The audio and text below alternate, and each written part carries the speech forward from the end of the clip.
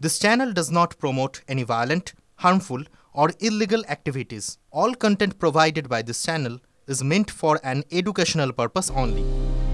এবার যৌনকর্মীরাও পাবেন মাতৃত্বকালীন ছুটি এবং কাজ থেকে অবসরের পরে পেনশন। যৌনকর্মীদের আর্থিক সুরক্ষা নিশ্চিত করতে এবার আইন আনতে চলেছে বেলজিয়াম। নতুন আইনের মাধ্যমে বেলজিয়াম যৌনকর্মীদের মৌলিক অধিকারকে প্রথম সম্মান জানালো। এটাই নয়, আর 5টা পেশার মতোই এই পেশাকেও একইভাবে স্বীকৃতি দিল।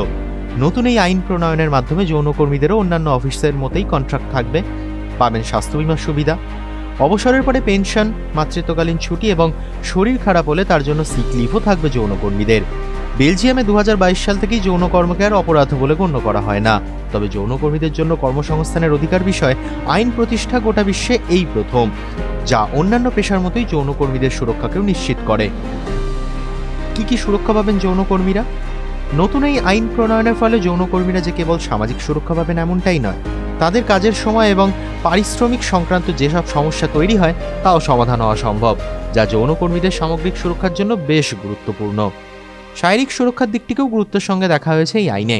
নতুন নির্দেশিকা অনুসারে যে সকল ঘরে যৌন পরিষেবা দেওয়া হবে সেখানে একটি করে আপৎকালীন অ্যালার্ম বোতাম থাকতে হবে, যা সেই কর্মীর বস অর্থাৎ রেফারেন্স পার্সনের কাছে বিপদবার্তা পৌঁছে দেবে। যৌনকর্মীদের পছন্দ না হলে তারা কোনো গ্রাহককে যৌন পরিষেবা দিতে অস্বীকার করতেই পারেন। এর জন্যই যৌনকর্মীর চাকরিতে কোনো প্রভাব যেন না পড়ে তাও নির্দিষ্ট করা হয়েছে এই আইনে। নতুন এই আইনে বলা হয়েছে যৌনকর্মীরা কোনো রকম নোটিশ বা ক্ষতিপূরণ ছাড়াই চাকরি ছাড়তে পারবেন, তবে তার জন্য তাদের উপর কোনো রকমের শর্ত আরোপ করা যাবে না।